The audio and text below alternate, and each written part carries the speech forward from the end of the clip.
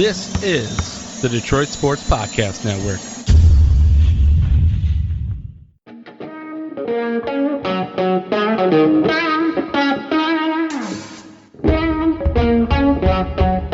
The biggest icon in podcasting.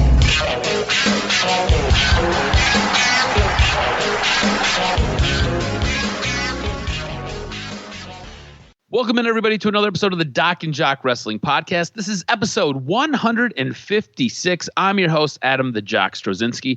On today's show, we're going to tell you where WWE will be holding their Thunderdome going forward, how Drew McIntyre got his sword, and Alexa Bliss engaged. We've got the lowdown on all of that. Of course, we're going to give you a preview of this week's Survivor Series taking place on Sunday. And you know we're going to take a look at the biggest topics and trends. Doing it with me, as always, he's a guy who rips his shirt off and covers himself in baby oil. Wait, nope, that's me. Wrong guy.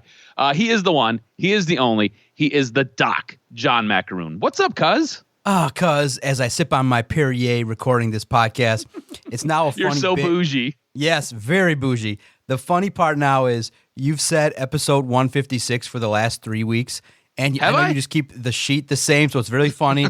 I didn't correct you last week. It's funny because I keep a running tab to archive the show. This is actually 158, so it's very funny. I've kept it for 3 weeks, and I was going to say, okay, I think he's going to do it again, but this is 158, so let's get it right. Let's get it strong, because we got... Let me save this real quick. I didn't even realize it was 158. Yeah, I know. It's funny. Last week when I heard it, I was like, okay, I'm not going to say anything. If he does it again, then I'll have to bring it up because I think you were going to say it for the better part of eternity. You know these things. I do. So like generally when I put the wrestling rundown together, because there's so much information collected through so many different days, I'll normally just kind of go in and grab the old sheet and I'll just kind of delete different things. And I must have forgot to update that the last, 3 times now? It's awesome. So my bad on that. Thanks for letting me know. No worries. I'm excited because Survivor Series, we're going to break it down and preview it. A lot of interesting stuff going on. People wanted to be in unions getting whacked. A lot happened this week. And let's break it all down, baby. What you got? So let's start with SmackDown. And SmackDown has arguably been one of the best WWE products that we've been given, as of late anyways. I want to know if, because this is the big storyline that has kind of took a little bit of a switch here. You have now seen what they're deeming the final installment between Seth Rollins and Rey Mysterio. What you are now getting is you're getting a hard shift in a transition to Buddy Murphy versus Seth Rollins. And I think all of this is going to set up with Seth Rollins taking a brutal injury to get written off TV as he goes to be with Becky Lynch and their new baby. Because, again, they just released a bunch of photos with her pregnancy pictures, and it looks like she's getting ready to deliver very, very shortly. So I think this is going to be the send-off match or the send-off series that Seth Rollins is going to have. It'll be with Buddy Murphy. Buddy Murphy, I think, in the end comes out on top. But I want to know if you're looking forward to Buddy Murphy versus Seth Rollins, because it feels like we've been living in this weird little time warp with Seth Rollins, Buddy Murphy, and Rey Mysterio forever and a day now. So are you ready for Buddy Murphy and Seth Rollins? Absolutely. I think it's great. I think it's going to be a great opportunity for Seth Rollins and Buddy Murphy to kind of handle their feud. So I think it's going to be interesting. Do you think that Buddy Murphy might get the little extra rub from being in the ring with Seth Rollins? I think this is a perfect setup for a guy like Buddy Murphy. I think this is good storytelling. I think the way it'll all work out if the matches go accordingly and go well, I think this is perfect because it's a great way to write Seth Rollins off. It's a great way to kind of break up this character and get rid of this character that you do not like. You do not like the Messiah character. And it's a great way to kind of send Seth Rollins on his way so he can go spend some time with Becky Lynch and their new baby. And it allows Buddy Murphy to get that rub, to get that shine, to be in the ring with one of the guys who is a top-end player in WWE and a top-end superstar on SmackDown. And we both agree, Buddy Murphy is great in the ring. He is fantastic in the ring. His ring work is outrageous.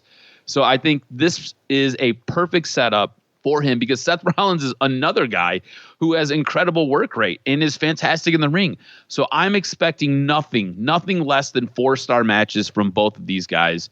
And I think this is a perfect setup for both of them. For Seth Rollins to go on his way to be with Becky Lynch and their new baby, and then at some point to come back. And I think this is a perfect setup for Buddy Murphy to get that rub and to help establish himself as that future star. So I think this looks like a perfect setup for both these guys. Absolutely. Now, I think Buddy Murphy, needs to be created and elevated, and I think there's something there that you can tap into going forward. Yep, exactly. Now on Raw, we had a little bit of a championship change on this go-home edition of Raw. Was it the right idea for Drew McIntyre to win the WWE Championship off of Randy Orton? It seems almost like a hard juxtaposition to where we were a couple weeks ago. And all of a sudden, Drew McIntyre comes out with the WWE Championship right before we go to Survivor Series. Is this the best idea in the best case scenario? Well, when you need Roman Reigns title versus title, I think it does make sense. Yeah, it's unfortunate because the question that it lended to was, why did you then just take the belt off of him and give him to Randy Orton? So I think it's great. It was surprising. It definitely makes you want to pay attention to Raw more, to go, oh, there could be a massive title change. And I guess Randy Orton doesn't need really a title. He doesn't need to have it. I think that if you're trying to elevate Drew McIntyre, then having him kind of win it back kind of gives him that shot needed, after a chase. But for Randy Orton, I think going forward, maybe something new and fresh. It doesn't have to involve the title. And it's just weird, the short nature of his title reign, because it feels a little bit cheap. You would think that Randy Orton maybe could have deserved it at least until Royal Rumble or WrestleMania. But I'll say this. If you really want to look at it, I just think it was just a quick, you know what? We need a nice headliner for Survivor Series. And Drew and Roman probably was the moneymaker. Yeah, I think for short-term booking, which is where WWE often finds itself, for short-term booking, I think it makes sense. But I think more to your point, then what the hell was the point of taking the belt off of Drew in the first place? What was the point of giving it to Randy? I mean, if you wanted to set up Randy versus The Fiend, which I think we both agree will be a fantastic story and will be a fantastic setup and saga, great. If you wanted to take the belt off of Randy just to give it to Drew so then you have a babyface versus a heel at Survivor Series, then what the hell's the point? Because it's not like we haven't seen heel versus heel.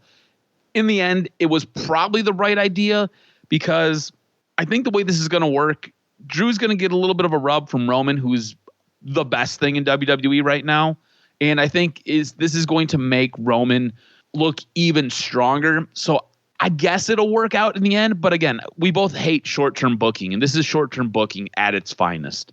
On Tuesday, you always take in Impact. I want to know what you liked, what you disliked about Impact this week.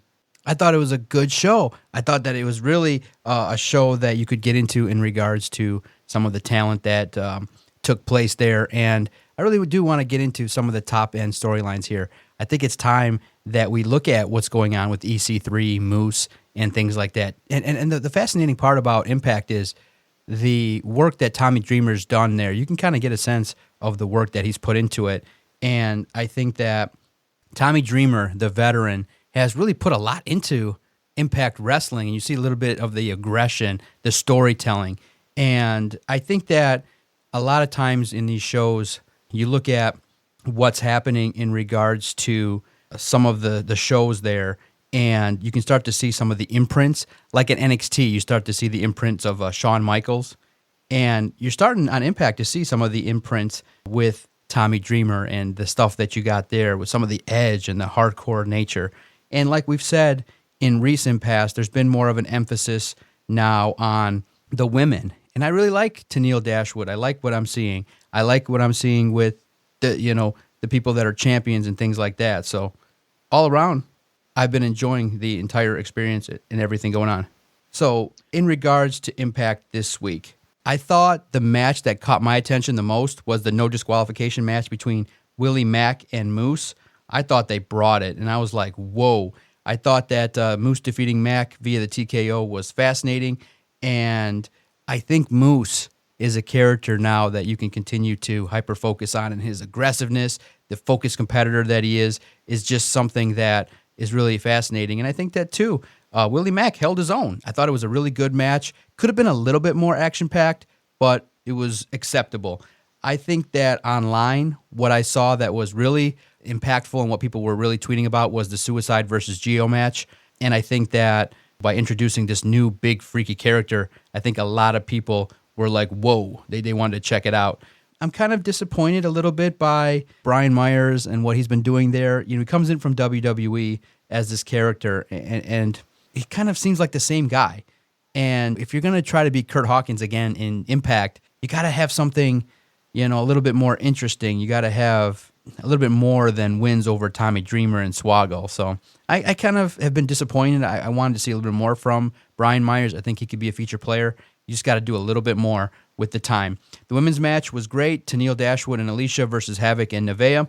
Havoc and Nevaeh ended up getting the victory. It was really a story-driven match that was really highly effective.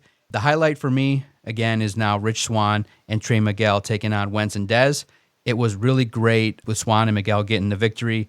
And with the Rascals and the manner in which things have shaken out, I think it was a great way to have this match, get the rub for Rich Swann.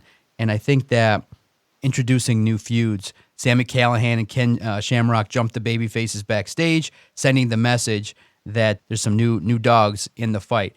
So for what it is, okay, there's two ways of looking at Impact. For what it is, it's fine. But if you want to look at it for what it could be, the show needs just a little bit more in terms of storytelling output, just like maybe 20% more of everything involved in the formula. For what it is, for this company now that's coming off of shows and trying to build, it's fine. It's getting there. Shows are starting to build momentum with a couple shows here and there that aren't the best. But by and large, I think what I like about Impact is you're starting to see character development of those that are getting regular airtime. Like you're seeing Rich Swann, Moose, EC3, the women. You're starting to see the storylines evolve. The rest of it, first hour type stuff, the undercard could be a little bit better. And that's where it is, that we look at it like what could make Impact go from where it is, like a distant third, to like in the mix at number 2. And it would take a little bit more, but I think that they're starting to, basically, you and I kind of like, we want to hit triples. And what Impact does every week, they hit singles and doubles. And eventually you got to hit the home run. And they do with pay-per-views, but I think the best metaphor to look at it is you got to hit just a couple more doubles and triples, a little bit more impact in these shows called Impact Wrestling. And I think they're getting there. But the show, B+, I think it was good, worth your time. Definitely invest in what's going on with Rich Swann and some of the characters that they're developing. It's good to see Impact continue to build their brand and to keep putting out decent programming. It's just like you said, they need to kind of find something to kind of get them over that hump. And I just don't think they figured it out yet. And I don't know if they ever will, because it's been quite some time. But they do put out solid programming. It's just one of those things where it always seems like it's lacking just a little bit. Like it just needs a little bit more salt added to the dish, and it would make it taste so much better. So hopefully they continue to keep building and keep continuing on this upward trend. This is a great rebound week for them compared to where they were last week. So that's good to see. Now, NXT. Last week, I kind of panned NXT. And I'm wondering, and I'm really curious to get your take on this, because this could have been just the way I watched NXT and AEW on Wednesday night, because we did have the NBA draft. So I was kind of watching the NBA draft and I was watching AEW, and then I had some time to go back and watch NXT. And basically with NXT, I could just kind of fast forward through the commercials and take the whole programming in. So I'm wondering if the way I watched it kind of skewed the way I thought the Wednesday Night War went, because I thought NXT overall had a much better program. I don't think there was anything massive that really came out of it until the very, very end. I thought the match between Io Shirai and Rhea Ripley was very, very entertaining. And I think everything going on with Leon Ruff and Damian Priest and Johnny Gargano is fantastic as well. But I don't think we really got anything of substance until the very, very end. But overall, I thought NXT was fantastic. Yeah. Now, at the very, very end, Finn Balor comes out. Yes. And he brings with him the Undisputed Era, who then takes down, which I think is a fantastic group, but I think they have a horrible name. They're called For the Brand. And I think that is just a god-awful name for Pat McAfee's group. Yeah, but I thought that seeing Adam Cole was sweet. Seeing the 4-on-4 beatdown was exciting. I think you're spot on. I saw it the same way. That's how my notes read, was that NXT was a stellar. AEW kind of, with some of the injuries and things like that, kind of was like a transition show. It's kind of what it felt like. Yeah. So I thought absolutely that you were right. And NXT, though, you're starting to see really quality wrestling storylines. It's coming together. And I think what is also adding to it is the fact that people know, man, they lose all these talented individuals, but they come back and they still put on amazing wrestling shows. And you're starting to see, and I think when I was talking about Impact, you're starting to see the imprints of Shawn Michaels with the selling, with the in-ring work, with the storytelling. It is a complete package, which is more plug and play. And so that's why I kind of, for me, of all the shows, I get excited for NXT and AEW. I'm excited for Wednesday nights. Monday, Sunday, other type shows, Impact, feels more like work that you got to schedule in. But NXT and AEW are nights where I get excited like a fan. Dude, that is the best way to put it. Because for Wednesday nights, I get excited to watch both those programs. For Friday nights, for Sunday nights, for Monday nights, I'm just like, man, I almost dread having to watch those programs because I'm like, it's just going to take up time in my night when I could be doing something else that I much prefer, much more enjoy. Whereas with AEW and NXT, I don't necessarily mind it. Even if I've got to stay up really, really late to take everything in, I don't mind it. It's 4 hours of wrestling on a Wednesday night, whereas Monday Night Raw is 3 hours of wrestling, and I can't stand it. It's absolutely crazy. Like you said, that was perfect the way you put that. Now, on AEW, you do have Will Hobbs turning heel. He does join Team Taz. Does that make sense to you? Because I can see how this happens. Will Hobbs has kind of been on AEW television, and he's kind of been there, but they've not really done anything with him. And I think this is going to be one of those scenarios where he's like, nobody was doing anything with me. I'm going to join Team Taz, and we're going to do some things. So I could see how this kind of works, but it was a little bit stunning to me to see Will Hobbs turn heel and join Team Taz and hit Cody Rhodes and Darby Allin with chairs. Yeah, that was sweet. It was because unexpected. And sometimes you need that. And that's what wrestling is about at times too, is the heel turn. And I think that Will Hobbs is going to benefit from working with Taz and kind of having that representation, that stable now with Brian Cage. I think it's absolutely perfect. I was like surprised, stunned, and to see it was like, oh, good idea, because it was so unexpected. Mm-hmm. Now, I think the big thing to take out of this night on AEW's programming was the breakup or the dismantling of Eddie Kingston's faction. And when I was watching this, I was like, man, this feels like it's a little bit early to kind of break up Eddie Kingston's faction. So Pac comes back, and Pac has an issue with Eddie Kingston, and Pac and the Lucha Brothers have this connection. They were part of Death Triangle, and all of a sudden, you've got Eddie Kingston trying to run a divide between Pentagon and Rey Fenix, and next thing you know, it feels like it is all falling apart, with Eddie Kingston kind of being in the middle of it, pushing guys away. Now, for me, it felt like it was just a tad bit early to see a guy like Pentagon side with Pac and Rey Fenix. I would have booked it a little bit different, and I'll give you my way of booking it, but I'm wondering if you're on the same page with me. Did it feel too early? And if it did, how would you have booked this? It did kind of have a sense of being too early because it kind of felt like you cut the legs out from under Eddie Kingston and his group, and you could have built some momentum. You could have had, have them going roughshod. You could have had them taking on other quality teams and things like that. But even though they did it, does it get a sense then now you just got to keep pushing Eddie Kingston and that he's got to be the focal point? And by maybe having a faction takes away from his star and his shine. And I think that maybe that's what sometimes you realize a faction can be needed to get attention and to highlight some people, but then you set up inherent feuds when you cut it down. So yeah, I didn't exactly agree with it, but I think it's probably overall the right decision. Yeah, I think what you're going to have to do is you're going to have to push him as the main contributor, because after Rey Fenix goes and after Pentagon goes, that group is definitely not as strong. Those were two guys who were primetime players.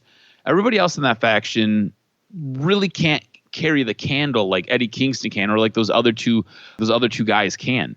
Now, this is how I would have probably have booked this. So you've got Eddie Kingston coming down to the ring, and you've got Butcher and Blade beating the crap out of Pac. Rey Fenix comes in to try to save Pac, even at one point throwing his body over top of Pac to shield him while he was getting beat down. And what I would have done is I would have just let the beatdown continue on those two guys. Pentagon never shows up. You just leave Pentagon out of this. And what happens is you kind of continue this for the next couple weeks where Eddie Kingston, Pac, and Rey Fenix are kind of going back and forth. You don't really hear from Pentagon. You almost keep Pentagon out of it. You have Pentagon maybe in the back kind of looking on, but it's like it's a little bit grainy. It's a little bit fuzzy. You can't really tell it's him, but you think it's him. And it just starts to plant this seed of doubt where what is Pentagon thinking? Where is Pentagon at? Why isn't he helping out his brother? Or has he really turned his back on his brother? And is he now joining Eddie Kingston? And you kind of build this up to either one of their larger dynamites, or you build this up to one of their upcoming pay-per-views where what happens is you have Eddie Kingston and you have whomever else taking on Rey Fenix and taking on Pac, only to have Pentagon then come down with a chair and look like he's going to take out Rey Fenix and cement the idea that he has turned his back on his brother, but to do a 180 and turn and then hit Eddie Kingston in the head and then side with both Rey Fenix and Pac and complete the Death Triangle once again. That's how I would have booked it. A little bit more long-term, a little bit more of a story, kind of build this out a little bit because, again, we don't have a ton of backstory on what's going on here. It seems like it's been very, very rushed, and they just kind of have thrown it together, and now all of a sudden Eddie Kingston's group was riding high and was incredibly strong. He loses to Jon Moxley, and now all of a sudden things are falling apart and it's disintegrating around him. There are better ways to do things, and I wish they would have done this just a little bit better. Yeah, I could see that you want to have things highlighted in a more of a natural way, more of a things that make sense, and I can understand where you're looking at, okay, who's getting elevated at what time and when, and you're thinking, okay, it could be done just a little bit better with storytelling and with the believability and where they're at in their career. So it makes absolute sense what you're saying. But hey, surprises are what makes wrestling awesome, and I think that's what AEW does sometimes is I think they are aware of what people want, and sometimes they give you that little bit of a swerve to create new stars and new opportunities. Yeah, we'll have to see what happens for sure. Now, we do have Survivor Series coming out on Sunday evening, so let's jump into our Survivor Series preview. I'm excited for it. I'm actually excited for it. When I see the potential match card, it's tight, it's concise, and some big matches to pay attention to. So a couple things, though. With the men's Survivor Series and the women's Survivor Series matches and the 5-on-5s, we are still waiting for a couple of combatants to join the fray. We will get all that taken care of this evening on SmackDown. So we'll have some TBAs or some to be determines on this card. Again, card always subject to change. Let's kick this off with the big one. We've got Drew McIntyre as the WWE champion versus Roman Reigns, who is the Universal champion. Who do you see winning this match? As much as I want to say it's Drew McIntyre, I think he benefits from being in the ring with Roman Reigns. You can't bring down your money guy. It's got to be Roman Reigns. Yeah, I think Roman Reigns wins as well. I think to give Drew a little bit of shine, there'll probably be some interference by Jey Uso. Maybe Jimmy Uso joins the fray this week, and he kind of gets worked in. But I think Roman Reigns comes out still the top dog in WWE. Now, the men's Survivor Series match, we've got Keith Lee, AJ Styles, Sheamus, Braun Strowman, and Matt Riddle all representing Team Raw, while Kevin Owens, Jey Uso, King Corbin, Seth Rollins, and somebody to be named this Friday will represent Team SmackDown. Who do you think wins this one, Raw or SmackDown? Just based on my interpretation of the storytelling, it just seems like this Survivor Series match is set up for the Raw team to disintegrate and set up 3-4 feuds going forward. So for me, I just have the belief that SmackDown team a little bit more cohesive and less drama all the way across the board. And I think Kevin Owens should be the last guy standing. Maybe give him that rub for one of those guys that maybe has the SmackDown team down 3-1 and he comes back and defeats everybody. Because of everything you said, I'm going to go with Raw as the big one. Nah, you know what? I'm going to go SmackDown. I'm playing with your emotions here. I'm going to go SmackDown. I think what happens is, like you said, it's very combustible. I think somebody's going to turn on AJ Styles, knock him out. I think what'll happen is Keith Lee and Braun Strowman are going to end up going head-to-head with each other at some point, and Sheamus and Riddle will end up taking each other out, leaving Kevin Owens, Jey Uso, King Corbin, Seth Rollins in contestant number X, one of those guys as the winner in the very, very end of it all. Now, for the Women's Survivor Series match, we've got Nia Jax, Shayna Baszler, Lacey Evans, Peyton Royce, and Lana all representing Raw. And part of that, with Peyton Royce getting mixed in, and Lacey Evans getting mixed in, and that's because Nia Jax hurt some of her teammates, and I've got an update on that during news and notes, and we'll get to that. They'll be taking on Bianca Belair, Ruby Riott, Liv Morgan, and 2 people to be named later on SmackDown this evening. Who do you think wins this one? See, I think this is where common sense says Raw, because the caliber of women on Raw is way better, so it just has to be Raw. I think the only way that you could see SmackDown winning this is because of Bianca Belair, because I think there's a huge push for her. You're right. The caliber of women on the Raw team is just so much higher as far as the high end goes. I think what you have here, you have this long-term build with Lana. I think she'll probably be the last one standing here. I think she'll be the one to get the win, and it kind of sets her up because I believe she does have a championship opportunity against Asuka. Speaking of Asuka, we do have Asuka, the Raw Women's Champion, taking on Sasha Banks, the SmackDown Women's Champion. Who do you think wins this one? It's got to be a SmackDown night, baby. The champions. Sasha Banks is more over. Asuka's great. They've had great feuds. It's going to be a great match, but you can't, no way, shape, or form dimmer the push that Sasha Banks is getting. Sasha all the way. So I think it's going to be Asuka who wins this one, and let me explain why. I think you're going to get Carmella, who comes out and is going to interfere in this match. So Sasha Banks has called her out on Twitter. You know, WWE loves social media. So I think she's going to play a role in this, and I think it's going to help Asuka get the victory. So I'm going to go Asuka here. This could be the one that kind of separates us and will give one of us the point over the other one. Now, the New Day are the Raw Tag Team Champs versus the Street Profits, who are the SmackDown Tag Team Champs. Who do you think wins this match? Yeah. Again, I think it's good that we're seeing these champions versus champion matches, and I think that the Street Profits are going to have a great opportunity to get the shine from being in the ring with the New Day. I mean, what better experience than to be with an established tag team? I think it's kind of like old guard versus new guard, and when you have the opportunity to see what could take place in this match, oh my God, pay attention. This could be the match of the night where it's not as heralded as many other people think. New Day, though, better tag team, they take it down. Yeah, I could see. You have to remember what they're doing with what's on SmackDown with the Street Profits. They've got them trying to coerce Big E to try to give them the inside edge with the New Day. And I think what happens is I think Big E does play a part in this match. I'm not sure how yet. I see him being the tipping point, though, either going for the Street Profits or going for the New Day. I'm going to say that the New Day get the win. I think Big E helps them get that victory. Now, we've got Bobby Lashley as the United States champion taking on Sami Zayn as the Intercontinental champion. Who do you think wins this match?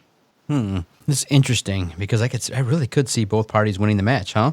It's two interesting characters here in a situation where I think both would benefit from the win and both get hurt from the loss. The Hurt Business has been awesome. Sami Zayn has been legendary too. And it's tough. You know, I just think real quick, are they doing the whole SmackDown tally versus Raw tally? I don't know if they're I don't think I've seen it that way. That. I don't think it's been billed that way myself. It just lends, Bobby Lashley's the beast. Ah, man, this is tough. But part of me thinks Sami Zayn's the guy that's really the better wrestler, but Bobby Lashley's the bigger guy that can go forward. I'm just going to go Bobby Lashley. I'm going to go Sami Zayn. Sami Zayn has been calling Bobby Lashley out, but Sami Zayn looks like the guy who could probably use this win a little bit more. And I think it's going to be who has the bigger heel tricks up their sleeve. And I think Sami Zayn might be a little bit more of a shyster than Bobby Lashley. So I'm going to go Sami Zayn on this one. So just a quick recap. You've got Bobby Lashley. I've got Sami Zayn. We both have the New Day beating the Street Profits. You've got Sasha Banks defeating Asuka. I've got Asuka defeating Sasha Banks via a little bit of interference from Carmella. We both have the Raw women's team taking down the SmackDown women's team. We both have the SmackDown men's team taking down the Raw men's team. And then we both have Roman Reigns remaining the big dog over Drew McIntyre. Just to recount our score, I am trailing you by 4. It is now 10.5 to 6.5. I'm looking to gain some points and to itch closer to biting into your lead. And it'll be interesting. SmackDowns and Raw taking on each other on Survivor Series should be a good program. We'll see what happens. Also, we have the actual retirement, the go-home show for the dead man. So if you don't want to see any of those matches, maybe you want to see that. It should be a jam-packed, probably a 6-hour-long pay-per-view. Can't wait. 30 years Undertaker, 1990 to 2020. That's crazy. All right, cuz, hit me with this week's professional wrestling news and notes. What you got? So as we were speaking earlier about what was going on with Survivor Series and how the Raw women's team is dealing with a few injuries, that's how Peyton Royce and Lacey Evans got added. Mandy Rose suffered a shoulder injury last week while getting thrown off of the ring apron by Nia Jax, which is why she was written off of TV and written out of the Survivor Series with an injury angle on Raw this week. Again, no surprise, Nia Jax, one of the most unsafe workers in the business, hurt somebody again. Now, Alexa Bliss got engaged this weekend to singer Ryan Cabrera this past weekend. Now, I wasn't really sure who Ryan Cabrera was. He had one hit single. He's got some weird hair. I don't know. Go check out her Instagram. He's kind of a strange-looking dude. I was really surprised. Her and Buddy Murphy used to bang, and I think she downgraded. I'm just saying. On Friday nights, moments after tweeting her support of unions, WWE announced that Zelina Vega was terminated. In recent weeks, WWE has attempted to capitalize and claim the money that wrestlers are making off of platforms like Twitch or OnlyFans. Zelina Vega has very popular and very lucrative Twitch and OnlyFans streams, so it seems as though she wasn't going to let WWE take any of her money or take her platforms away from her. And it seems that they have come to some mutual parting of the ways. So Zelina Vega will be leaving WWE, and it'll be interesting to see where she goes. If she ends up with AEW, if she even goes back into wrestling, she might not.